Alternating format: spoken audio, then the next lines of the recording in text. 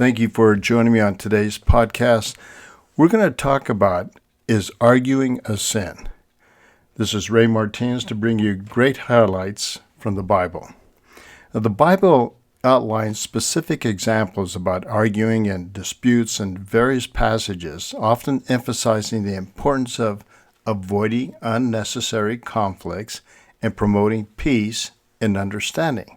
That makes sense, doesn't it? It's common sense. If we look at Proverbs 15:1, which is our key verse today, it says, "A gentle answer turns away wrath, but a harsh word stirs up anger." And let's take a look at Ephesians 4:29. "Do not let any unwholesome talk come out of your mouths, but only what is helpful for building others up according to their needs, that it may benefit those who listen." Well, when you think about that, that can avoid all kinds of arguments right from the onset. I always say in discussions, especially when we hold retreats with people in small companies, I always express to them that I want us to be in the mode of dialogue versus debate. Debate looks for differences. Dialogue looks for solutions. Anybody can debate. We can find differences and dig our heels in and argue till we're blue in the face. If you don't believe me, watch the politics on TV and the presidential race and what's going on there. You take a look at 2 Timothy 2, verses 23 through 24. It says, "Don't have anything to do with foolish and stupid arguments, because you know they produce quarrels. And the Lord's servant must not be quarrelsome, but must be kind to everyone, able to teach, not resentful." Now, James. James is pretty forthright, and he says in chapter 1, verse 19, "My dear brothers and sisters, take note of this. Everyone should be quick to listen, slow to speak, and slow to become angry." In Philippians 2:14, we're taught to do everything without grumbling or arguing. Very specific.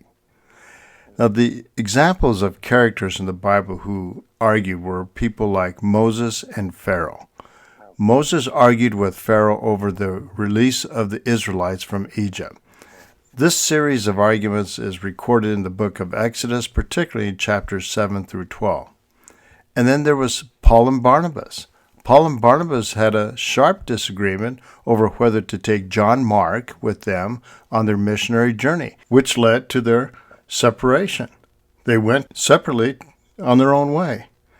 It's really described well in Acts chapter 15, verse 36 through 40.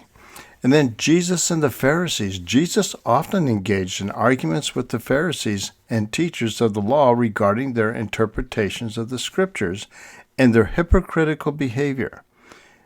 Examples can be found throughout the Gospels, such as Matthew 23 and John 8.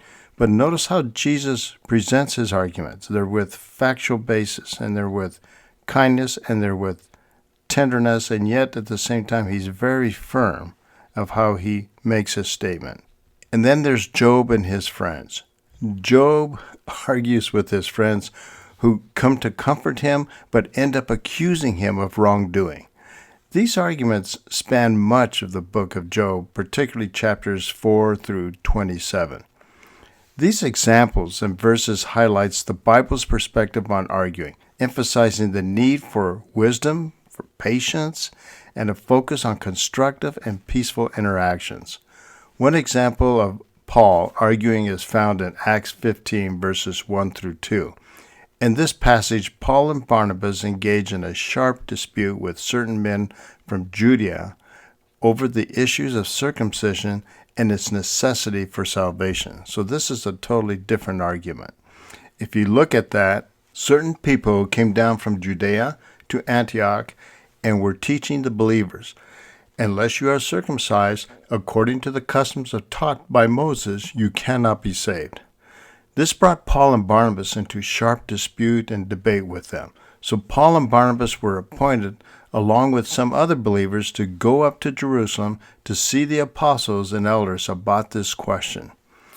This argument led to the council at Jerusalem, where the early church leaders discussed and ultimately decided that The Gentile believers did not need to follow the Jewish custom of circumcision to be saved, emphasizing salvation through grace and faith in Jesus Christ. Paul and Barnabas separated due to a disagreement over whether to take John Mark with them on their missionary journey. The specific details of the dispute are recorded in Acts chapter 15, verse 36 through 40, and I do think it's worth reading. Sometime later, Paul said to Barnabas, "Let us go back and visit the believers in all the towns where we preach the word of the Lord and see how they are doing." Barnabas wanted to take John, also called Mark, with them. But Paul did not think it was wise to take him because he had deserted them in Pamphylia and had not continued with them in the work. They had such a sharp disagreement that they parted company. Barnabas took Mark and sailed for Cyprus, but Paul chose Silas and left, commended by the believers to the grace of the Lord. Now, the reason for their dispute, John Mark's previous desertion, I guess is the best way you can say, the primary reason for their disagreement was John Mark's earlier departure from the first missionary journey that they had. In Acts 13:13, John Mark had left Paul and Barnabas in Pamphylia and returned to Jerusalem. Paul viewed this as a failure or a lack of commitment. Now, here's Barnabas' perspective. Barnabas, who was related to John Mark, they were actually cousins.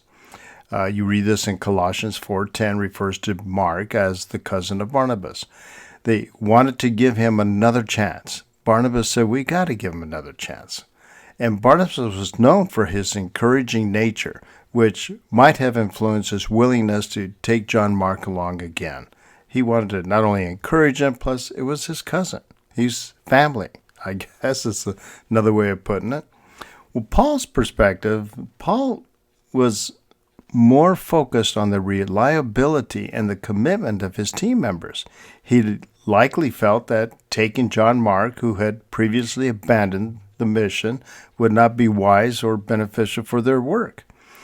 The disagreement was so sharp that it led to their separation. Barnabas took John Mark and sailed to Cyprus, and while Paul, he chose Silas, and away they went. But despite this separation, both pairs continued to spread the gospel. And later in the New Testament, it is evident that Paul and John Mark reconciled, as Paul speaks positively about him in 2 Timothy 4:11 and in Colossians 4:10. So this wasn't a forever thing. One notable example of Peter's arguing is found in Galatians 2, verses 11 through 14. In this passage, the Apostle Paul recounts a confrontation he had with Peter, and it was about Peter's behavior toward Gentile believers. If we read those verses real quick, when Peter came to Antioch, I opposed him to his face because he stood condemned. For before certain men came from James, he used to eat with the Gentiles. But when they arrived, he began to draw back and separate himself from the Gentiles because he was afraid of those who belonged to the circumcision group. The other Jews joined him in the hypocrisy, so that by their hypocrisy even Barnabas was led astray. When I saw that they were not acting in line with the truth of the gospel, I said to Peter, in front of them all, "You are a Jew, yet you live like a Gentile and not like a Jew. How is it, then, that you force Gentiles to follow Jewish customs?" Well, Peter's behavior, initially, Peter freely associated with and ate with the Gentile believers, which was in line with the vision and he received in Acts 10 about the inclusion of Gentiles in the Christian community.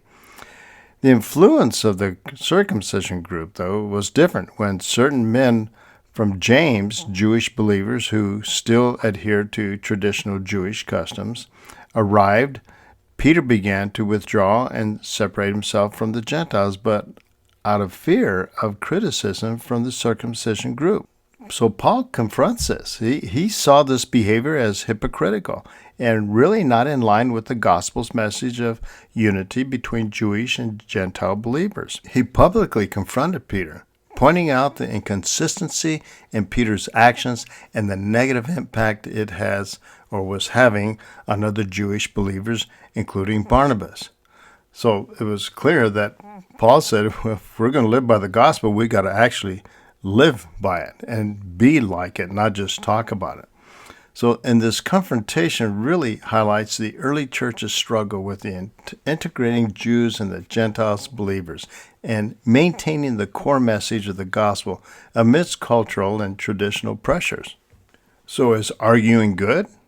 Probably not, but it certainly can be edifying. A lot of times we like to say, pick and choose your battles. Is it worth the argument? Well, some things need to be pointed out.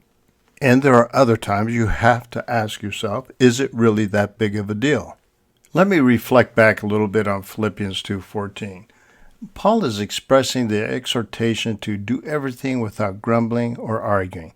He is encouraging the readers to engage in their actions and interactions with a positive attitude, avoiding complaining or disputes.